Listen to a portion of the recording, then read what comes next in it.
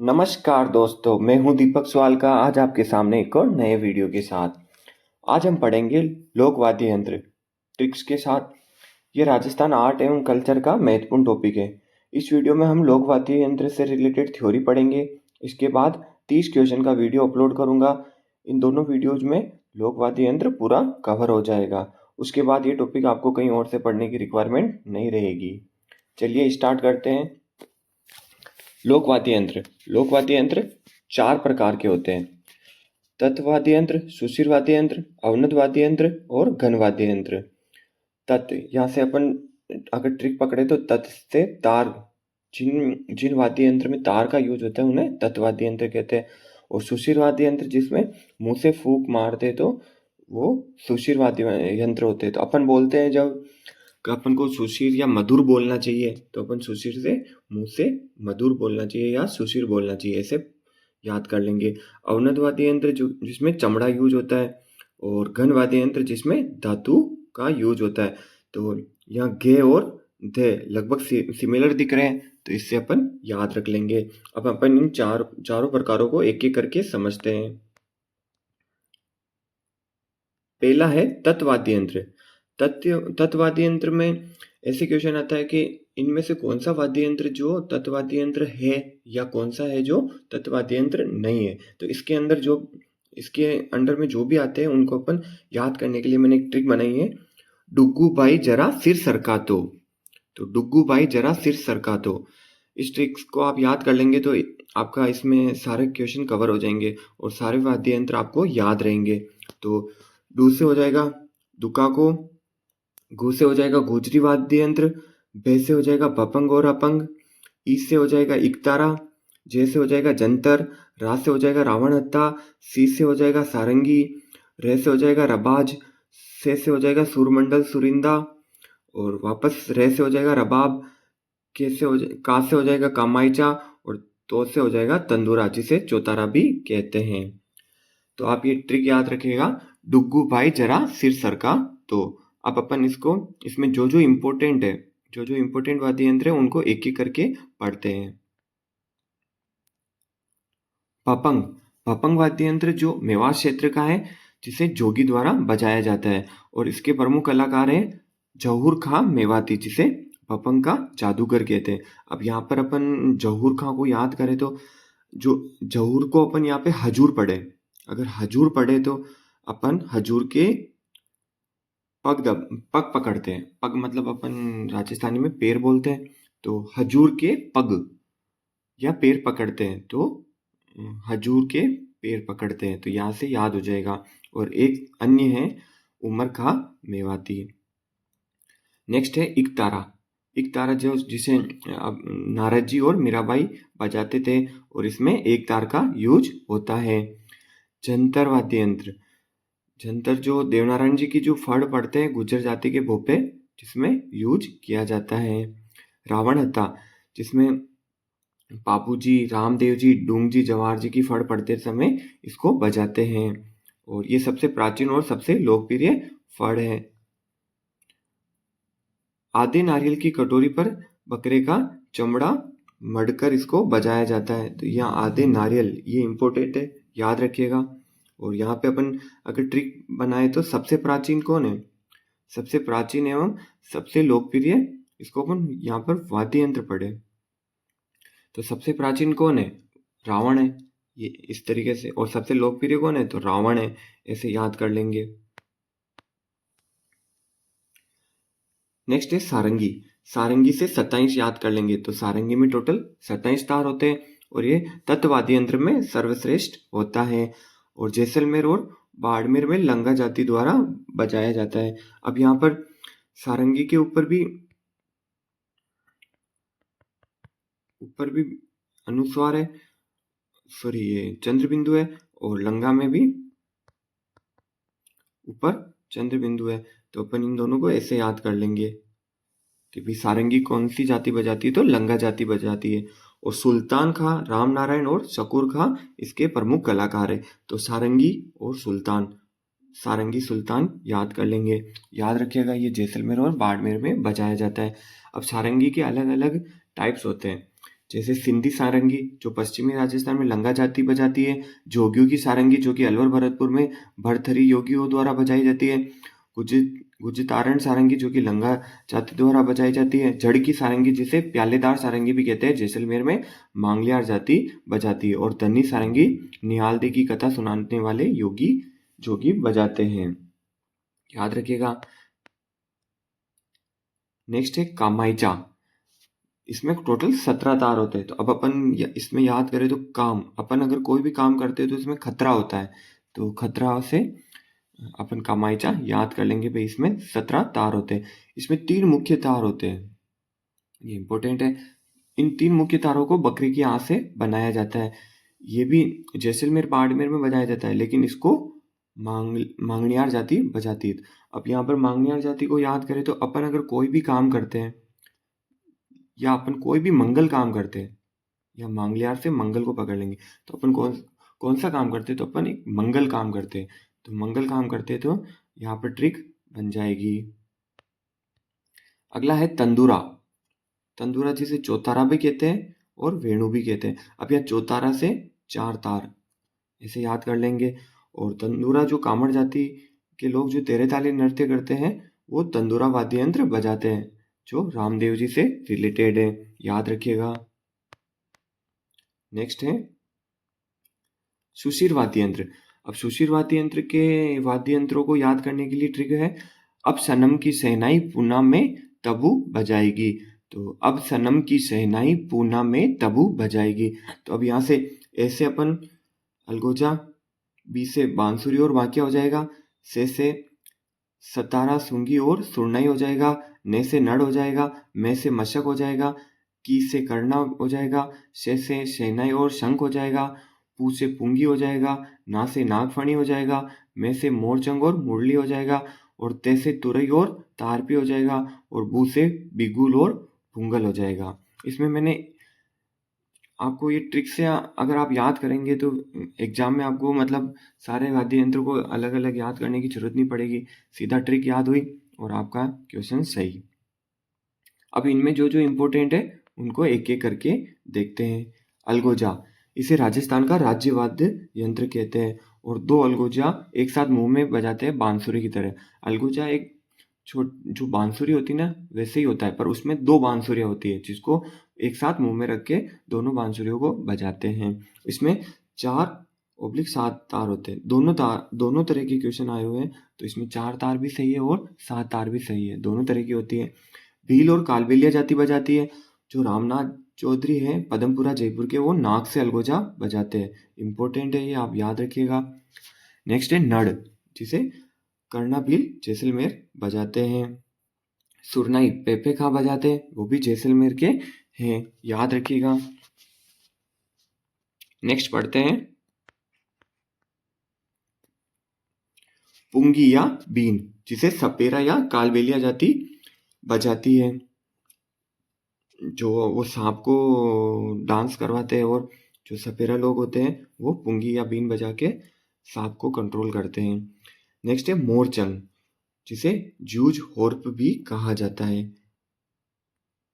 अब यहाँ पे एक तो होता है मोर चंग और एक होता है चंग वाद्य यंत्र। इन दोनों को याद रखिएगा। मोर चंग तो होता है सुशिर वाद्य यंत्र, और चंग होता है अवनद वाद्य यंत्र। अब यहाँ पर अपन इनको याद करें तो मोर चंग, मोर हमेशा सुशीर आवाज निकालता है, तो मोर चंग हो गया सुशीर वाद्य यंत्र।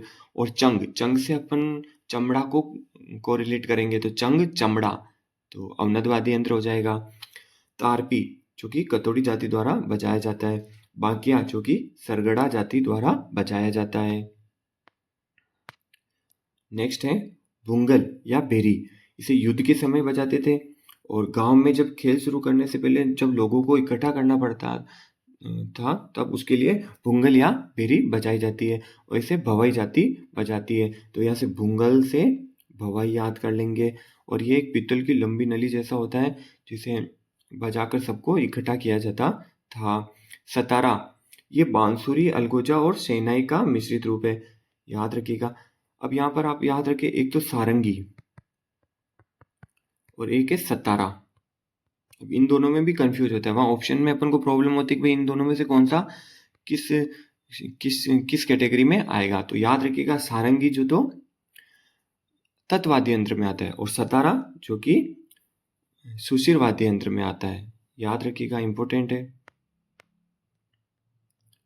नेक्स्ट है अवनद वाद्य यंत्र। अब इसमें आप ट्रिक पकड़ लीजिए, चमड़ा, केवल चमड़ा याद रखिएगा, आपका क्वेश्चन सही हो जाएगा। अब इस जिनका घेरा लकड़ी या धातु से बना होता है और चमड़ा दोनों ओर मटा होता है, बहुत बार एक साइड भी मड़ा होता है। जैसे अपन इसमें याद करें तो ढोलक या ढोलक, ढोलक अपन देखते हैं तो ढोलक के दोनों साइड चमड़ा मड़ा होता है और बीच में धातु या लकड़ी का बना होता है। अब अपन को जहाँ पे भी चमड़ा से अपन जो भी या तो अपन एग्जाम्पल सुनेंगे या अपन ने कहीं ना कहीं देखा होगा, तो अपन को डायरेक्ट चमड़ा से पकड़ना है कि हाँ यार इसमें तो चमड़ा यूज होता है, तो अपना वैसे ही ट्रिक के साथ हो जाएगा। अब जैसे इसके एग्जाम्पल देखें तो डेरू, डेरू, डमरू, डफ, तबला, ढोलक। अब यहाँ पर अपन को सुनते ही पता चल रहा है कि हाँ यार इनमें कहीं ना कहीं चमड़ा यूज होता है। ढोलक में भी होता है, तबले में भी होता है, डमरू में भी होता है, डफ, डेरू, इन सब में अपन को जैसे ही अपन सुनते हैं तो अपन को पता चल जाएगा हाँ यार इनमें कहीं ना कहीं चमड़े का यूज हुआ है, तो ये अवनद वाद्य यंत्र की श्रेणी में आ जाएंगे। नगाड़ा हो गया, नौबत हो गया, चंग, चंग को मैंने आपको समझा ही दिया है, चंग से चमड़ा याद कर लीजिए, तो ये अवनद वाद्य यंत्र हो जाएगा। ताशा जो कि मोरम में बजाते हैं, धोसा, बम, टामक और दमामा, ये तीनों एक ही नाम है। डफली हो गया, मांदल हो गया, पखावज हो गया, माठ हो गया, खंजरी हो गया और कुंडी हो गया।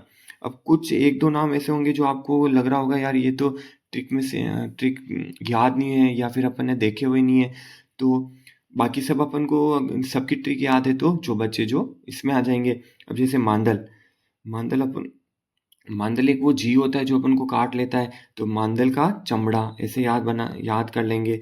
पक्का, पक्का चमड़ा, जो जानवरों का चमड़ा होता है वो पक्का होता है, तो ऐसे याद कर लेंगे, तो इससे ट्रिक बन जाएगी और चमड़े से कोरिलेट करके अपन अवनत वाद्य यंत्र याद कर लेंगे। जो चंग होता है वो शेखावटी में चंग और गिदड़ नृत्य करते समय चंग वाद्य यंत्र बजाया जाता है, तो याद रखिएगा चंग जो होता है वो शेखावटी में बजाया जाता है। पखावज जिसे मृदंग भी कहते हैं, जिसके प्रमुख कलाकार है पंडित पुरुषोत्तम दास, तो अब यहाँ पुरुषोत्तम और पखवाज इसे याद कर लेंगे। नेक्स्ट है नगाड़ा, ये मेवात क्षेत्र में बजाया जाता है और इसके प्रमुख कलाकार है रामकिशन जी सोलंकी, जिसे नगाड़े का जादूगर कहते हैं, याद रखिएगा। ताशा जो कि मोरम में बजाया जाता है। बम, टामक और दमामा, ये तीनों एक ही नाम है और ये अवनत वाद्य यंत्र में सबसे बड़ा वाद्य यंत्र है। आप ऐसे बड़ा देखते होंगे और उसके ऊपर चमड़ा मड़ा होता है, बड़ा बड़ी साइज का। ये मेवात क्षेत्र में बजाता है और अपन को पता है मेवात क्षेत्र में बम रसिया गीत गाया जाता है, तो बम तो ये वाद्य यंत्र हो गया और रसिया गीत हो गया, तो इन दोनों को साथ में बम रसिया बोलकर मेवात क्षेत्र का लोकप्रिय गीत है, और ये बम जो है मेवात क्षेत्र का वाद्य यंत्र हो गया। आगे बढ़ते हैं, चौथा घन वाद्य यंत्र। अब घन में अपन को ट्रिक पकड़नी है, धातु या घे और ध सिमिलर से दिख रहे हैं, और जो भी वाद्य यंत्र अगर धातु से बना हुआ है, जैसे यहाँ पे थाली, अब थाली अपन को पता है धातु से बनती है, तो वो घन वाद्य यंत्र में आ जाएगा। मंजीरा, अपन को पता है वो मंदिरों में मंजीरा और घंटा, चिमटा, रमजोड़, खड़ताल, झांझ अपन को पता ही है, श्रीमंडल अपन को पता ही है, वो ऐसे बहुत सारे वो टम टम टम की आवाज़ आती है। लेजियम अपन को पता है, अपन झंडे पे 15 अगस्त और 26 जनवरी को वो लड़कियों के हाथ में होता है, जो अपन पीटी परेड के साथ करते हैं। गुरालियो, करताल, झालर अपन को पता ही है धातु से बनती है, और भरनी। अब एक दो शब्द है जो आपको ऐसा लग रहा होगा यार ये तो मैंने कहीं सुना ही नहीं है, तो जो बाकी की अपन को ट्रिक याद है, तो जो बचे जो इनमें याद कर लेंगे। अब अपन इसमें जो इम्पोर्टेंट है उसको पढ़ते हैं। लेजियम जो कि गरासिया जनजाति द्वारा बजाया जाता है। आपको वो झंडे के दिन वो लड़कियों के हाथ में अपन देखते हैं वो छम छम की आवाज़ आती है, तो उसको लेजियम बोलते हैं। खड़ताल, खड़ताल जो सद्दिक खां है वो इसके कलाकार है, और खड़ताल का जादूगर सद्दिक खां को कहते हैं। अब यहाँ से अपन ट्रिक बनाए तो जो अपन खड़े होते हैं अपन अगर खड़े होते तो उसको अपन को सटीक खड़ा होना चाहिए। सटीक से अपन को सटीक याद हो जाएगा। तो खड़े कैसे होते हैं अपन? सटीक तरीके से खड़े होते हैं। तो यहाँ से खड़ताल का सदीक खां याद हो जाएगा। इंपॉर्टेंट है, याद रखिए। सदीक खां मांगलियार लोक कला एवं अनुसंधान परिषद, जिसे लोक रंग कहते हैं, जिसकी स्थापना जयपुर में हुई थी 2002 में, याद रखिएगा। आगे पढ़ते हैं। अब यहाँ पे इनमें अपन को कन्फ्यूजन होती है तो मैंने इनको साथ लिख लिया। जैसे सारंगी, सारंगी को अपन याद करेंगे तो ट्रिक में तो आ रहा है पर दोनों से है, से स्टार्ट हो रहे हैं। तो अपन को याद रखना है सारंगी जो है तत्वाद्य यंत्र है और सतारा जो कि सुशिर वाद्य यंत्र है। अब ये सिमिलर से दिखते हैं चंग और मोरचंग। तो चंग से अपन को याद करना है चमड़ा, तो अपन को ट्रिक बन गई चंग से चमड़ा, तो अवनत वाद्य यंत्र हो जाएगा। मोरचंग, मोर अपन को पता है मोर सुशीर आवाज या मधुर आवाज निकालते हैं, तो मोरचंग सुशिर वाद्य यंत्र में आ जाएगा। यहाँ पे मैंने ये जो भी जिस वाद्य यंत्र के जो कलाकार है इनसे क्वेश्चन आते हैं तो मैंने इनको सबको साथ में लिख लिया, तो आपको याद करने में आसानी रहेगी। सटीक अपन ने इसको मैंने बता ही दिया। अपन खड़े कैसे होते हैं? तो सटीक तरीके से। हजूर, हजूर के अपन पैर पकड़ते हैं, तो हजूर, जहूर को हजूर पढ़ के पैर से कोरिलेटेड करके याद कर लेंगे। रामनाथ चौधरी जो कि अलगोजा के, इसको यहाँ ट्रिक बनाने की जरूरत ही नहीं है, तो वैसे भी आपको याद होना चाहिए। चतुर, चतुरलाल जो है वो तबला बजाते हैं। साकर खां जो कामायचा वाद्य यंत्र बजाते हैं। अब यहाँ अपन मांगलियार जाति को तो अपन काम मंगल करते हैं, तो याद कर लिया। और अपन काम कौन सा करते हैं? तो अपन साकर का काम करते हैं। यहाँ पे अपन चीनी से याद कर लेंगे भाई। अब आप किस तरह का काम करते हैं? तो साकर का काम करते हैं या चीनी का काम करते हैं। तो साकर खां से कामायचा वाद्य यंत्र याद हो जाएगा। पुरुषोत्तम से पखवाज याद हो जाएगा। पीपी, दोनों में पीपी से याद कर लेंगे। सुल्तान खां और रामनारायण जो कि सारंगी वाद्य यंत्र से है, तो सुल्तान और सारंगी से याद कर लेंगे। विश्व मोहन भट्ट जो कि जिन्होंने मोहन वीणा का आविष्कार किया था, तो यहाँ से मोहन से मोहन को याद कर लेंगे। यहाँ पर अपना ये टॉपिक कंप्लीट होता है। मैंने कोशिश की है कि आपको इजी से तरीके से आपको बताऊं जो कि आपको लंबे टाइम तक याद रहे। और इसके बाद अपन एक क्वेश्चन का वीडियो लाएंगे जिसमें अगर कुछ थोड़ा बहुत छूट भी गया होगा तो अपन उसको क्वेश्चन में कवर कर लेंगे। आप इन दोनों वीडियोस को देख लीजिए, इसके बाद आपको कहीं और से वाद्य यंत्र को पढ़ने की ज़रूरत नहीं रहेगी। अगर आपको वीडियो अच्छा लगा है तो लाइक कीजिए, शेयर कीजिए और चैनल को सब्सक्राइब कीजिए। Thank you.